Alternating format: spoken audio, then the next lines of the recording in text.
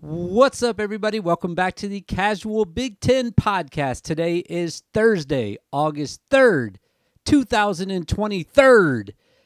On today's show, we're going to talk about Big Ten Media Day, of course. I haven't discussed that yet, so we're going to talk about that today. We're going to get into how close football really is, and then we're going to discuss a few guys who absolutely love gambling. But before we get into that, I wanted to say, first of all, we're 28 days away from football. It's August 3rd. First game, we got Nebraska at Minnesota at the end of this month. A perfect way to end August. Big Ten football matchup. It's going to be great. Matt Rule, PJ Fleck. We'll talk about him a little bit more in just a second. Minnesota, everybody knows how I feel about them. And Nebraska, new head coach, new team. We're going to see how it goes at the end of the month. It's going to be great. Cannot wait until August 31st. For the Big Ten season to kick off and the season to kick off just in general. I also wanted to say one last time, thank you to all the guests who came on for the preview episodes. If you're catching this episode somehow missed that, the last 3 weeks I had a guest on from almost every team except for Maryland. And we basically just kind of talked about what we thought was going to happen this year for each team, kind of went through the schedule and all sorts of fun stuff. Just great episodes. Did amazing on YouTube. For me, I told my wife the other day that I'm always surprised if I get 3 views on a video. If I get 3, I'm always trying to figure out who the other 2 people are because I'm usually one of them just to make sure the video is working. But, yeah, man, some of these videos did great. I think I know the one with Jake Meyer, the Wisconsin one, had over 300, getting close to 400, which is nuts. The Northwestern one, of course, did awesome. Over 200 views on that. So I'm very thankful. I just wanted to say that. I'm very thankful for anybody who watched, who shared it. Whatever you did, however you got to it, appreciate it. Made me feel great while I was on vacation, especially that last week, seeing some of those videos do really well. And thanks again to all the guests one more time. That's not the end, though, of what I'm trying to do with this casual Big Ten podcast, as we call it. I got some exciting shit coming up. I'm not going to lie to you guys.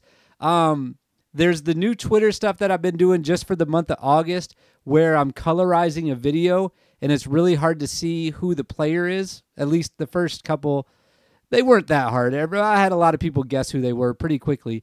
I'm going to make them harder, though. That's what I'm going to do. Going to be some harder videos where you're going to have to watch the highlight basically and try to figure out who the player is from the Big Ten in that video. So I'll be posting one of those every day. Going to be a lot of fun.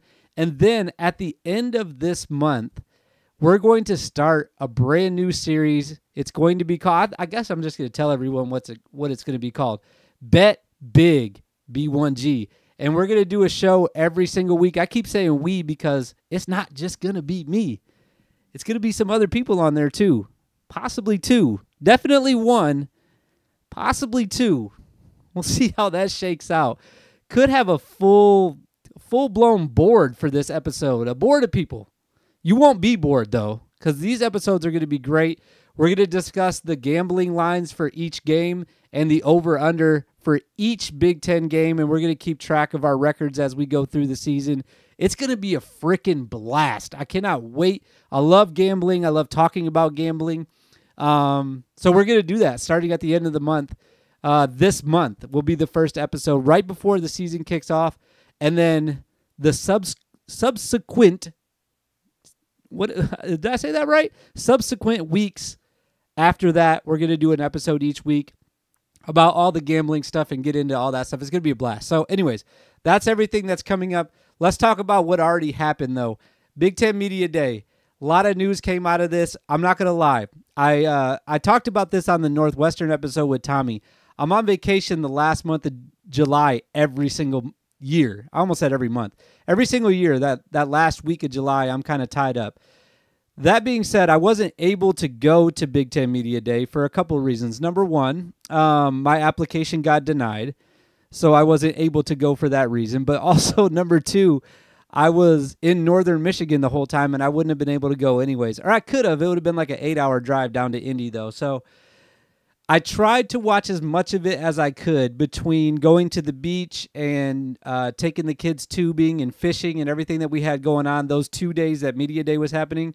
I didn't see as much as I wanted to, and I went ahead and came home and didn't watch as much as I need to even be talking about Big Ten Media Day. But I do have a couple of things that I did want to discuss regarding Big Ten Media Day that I heard through different podcasts and just like in the news and everything else that was going on. I think the biggest thing was this guy, PJ Fleck. It's kind of a hard between him and Jim Harbaugh for Big Ten Media Day week, I guess you would call it. These were the two biggest stories that came out of that week. And if you didn't hear about PJ, the very basics of it is there was a newspaper article or an internet article. I don't know if it's a newspaper. I don't think it is. I think it's just an online source. But they're called Front Office Sports, FOS. And they put out an article about PJ with nobody named in the article. Apparently it was former players.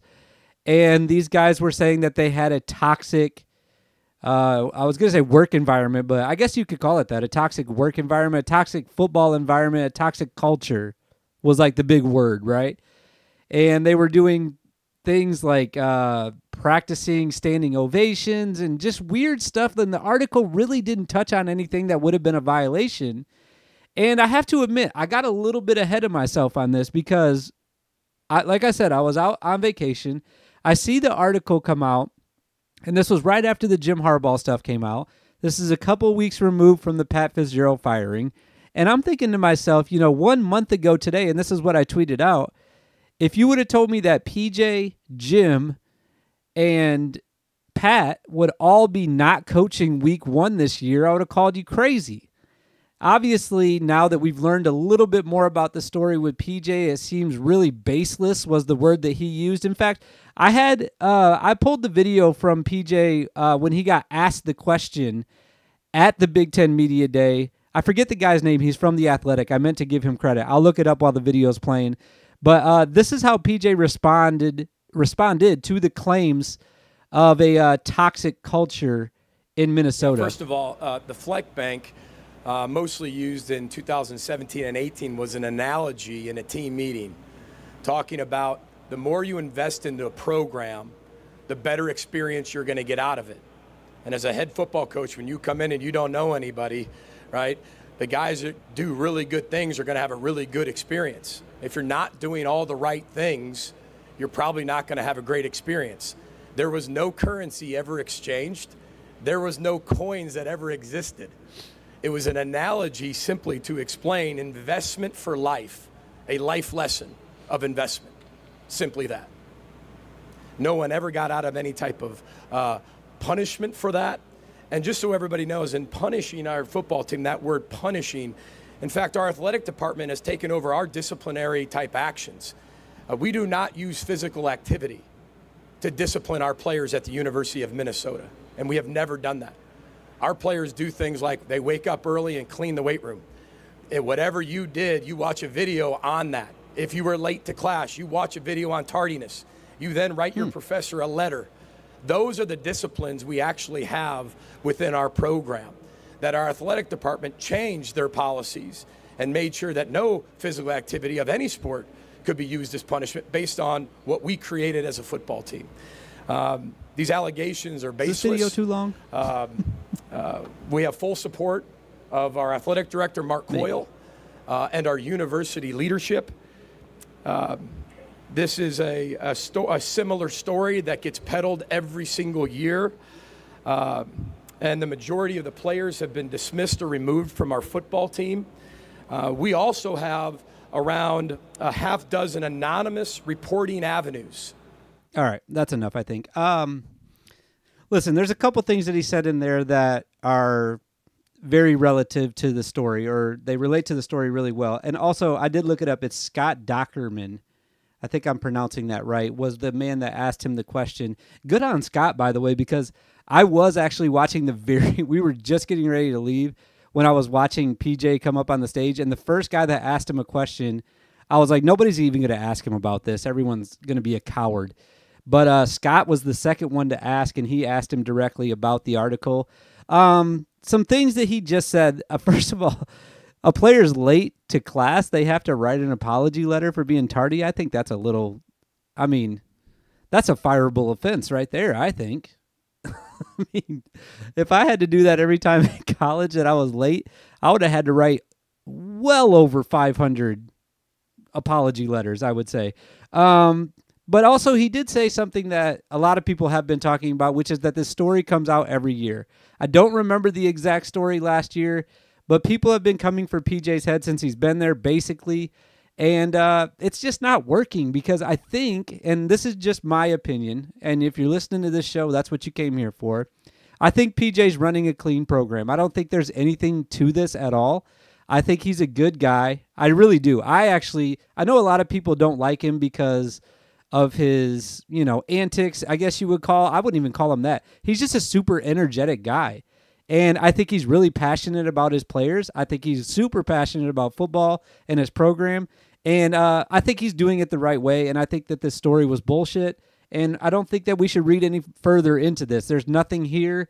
And let's just play football in Minnesota. So that's what I'm going to say about PJ. Let's talk about somebody that actually is getting suspended, though, and his name is Jim Harbaugh. Jim also got interviewed. I pulled a video for that, too. We'll play it in just a second. If you didn't hear about this somehow, once again, quickly, I have just the basics of this, but Jim bought a hamburger. I can't even believe I'm saying this right now. Jim bought a hamburger for a recruit. It sounds like a children's book.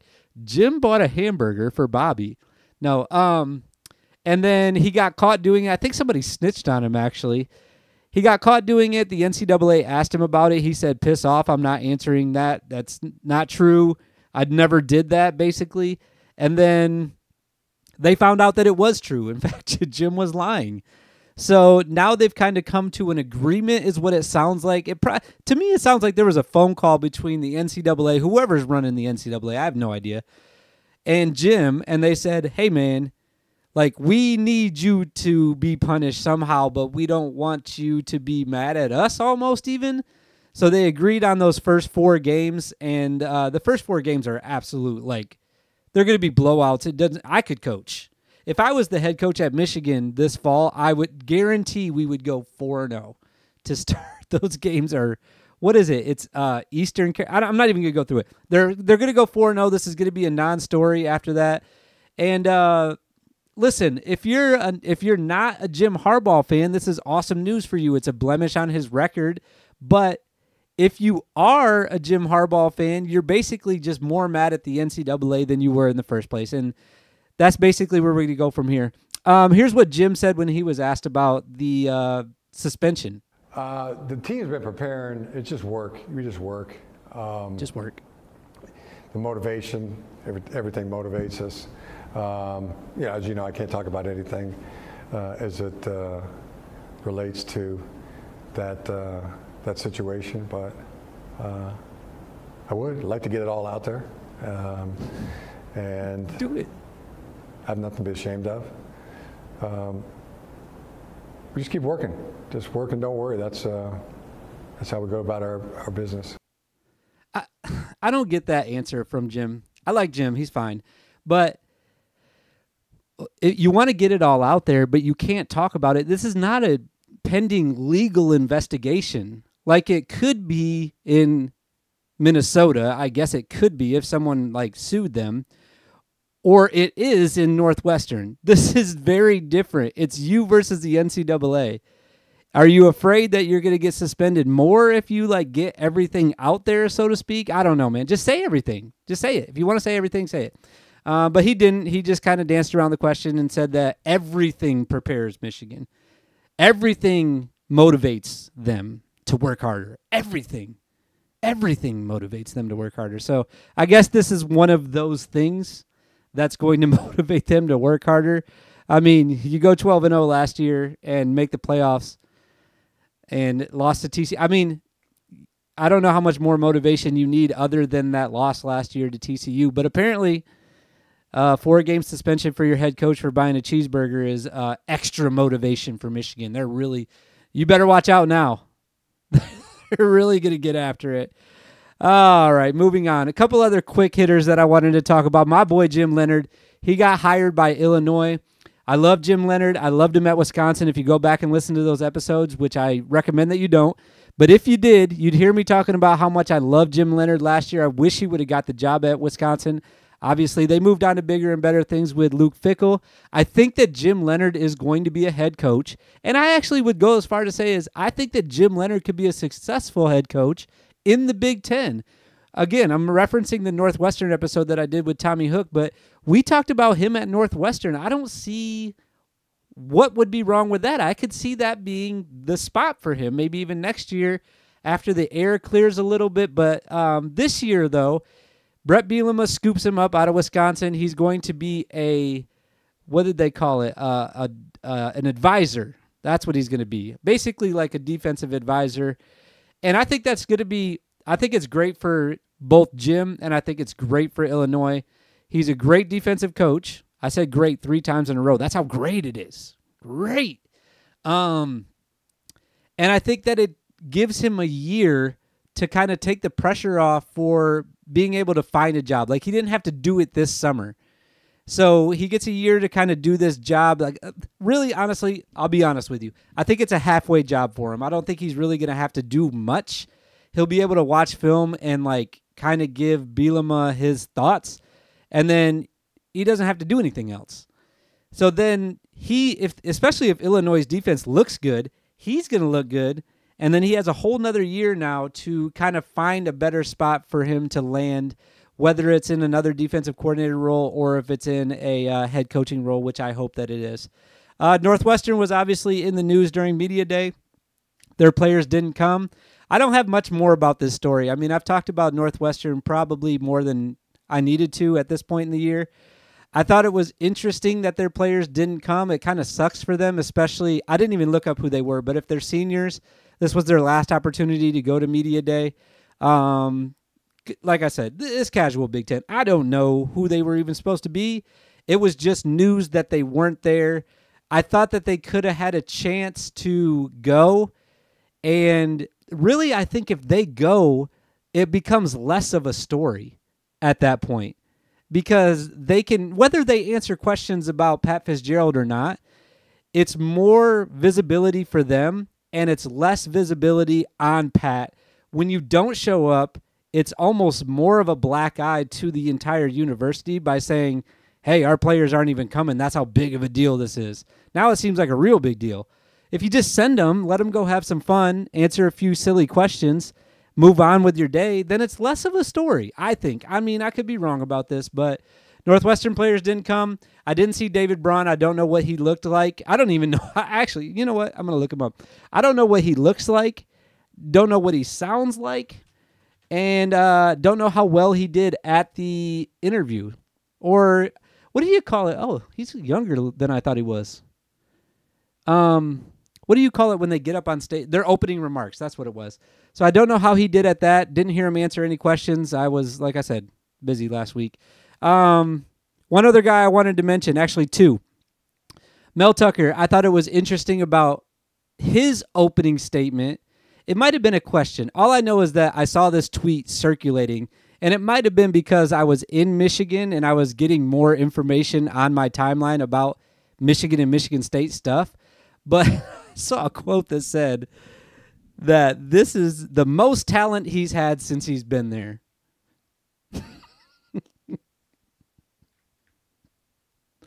Oh, my gosh. All right. You got to love Mel Tucker. You just got to. Unproven quarterback.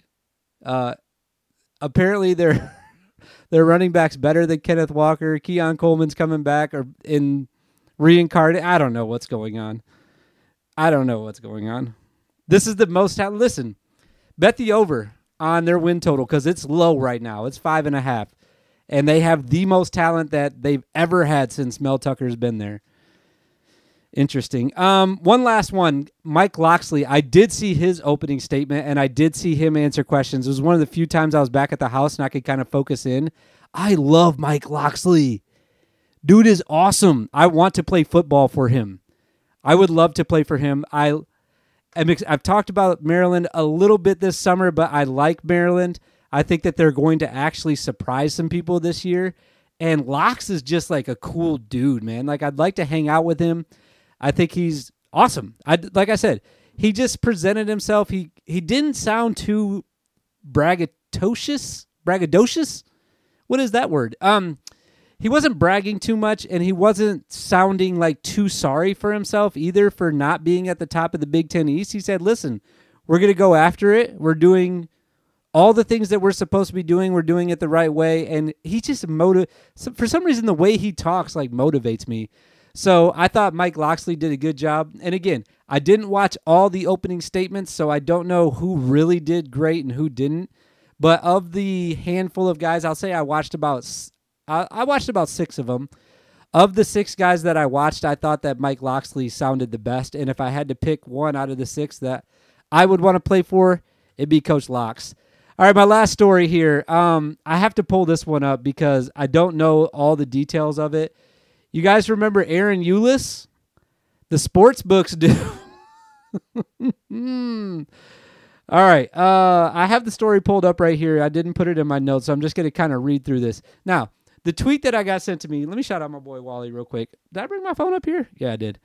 Let me read the tweet first, and then I'll go into the story a little bit if it needs to be gone into any further.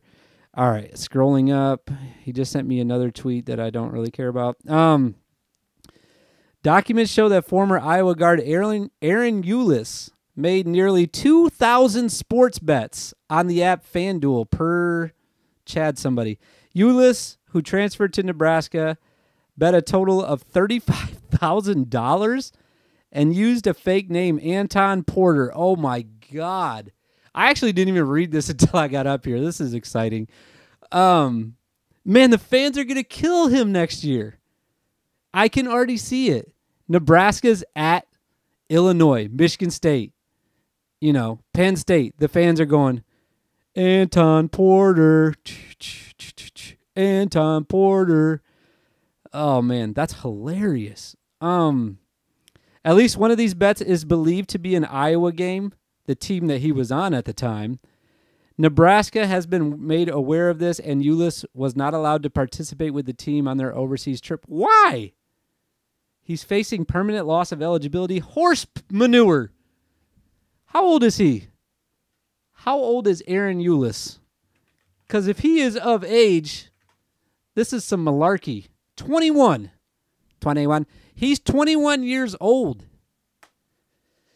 Guys. All right.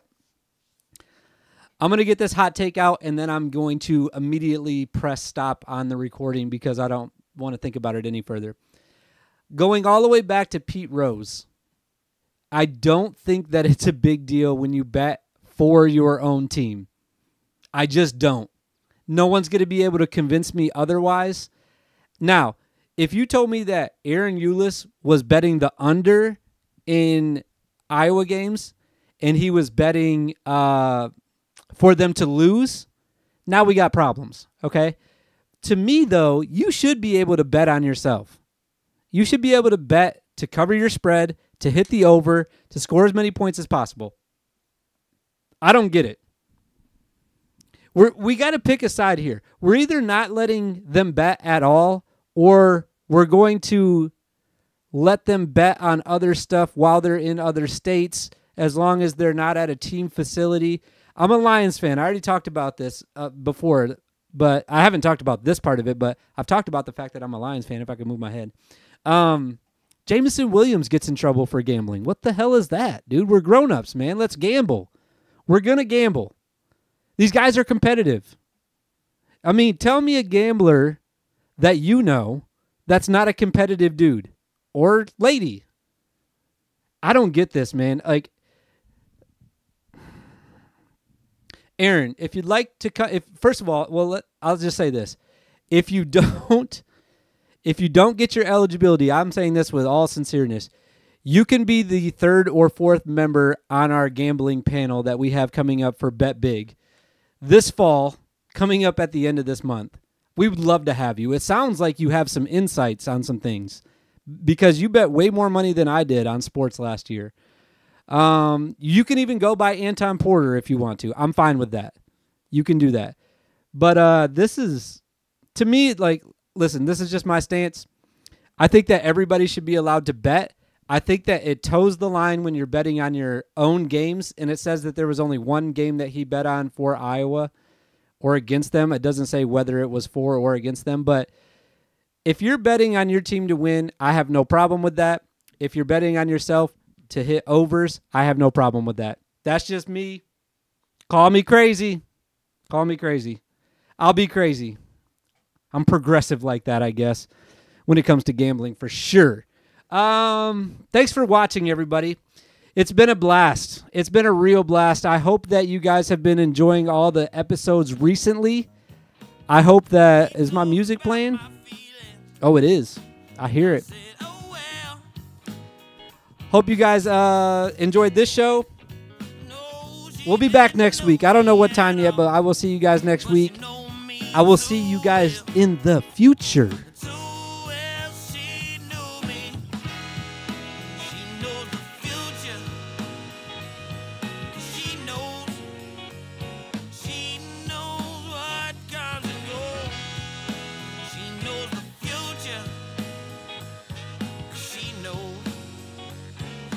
Everything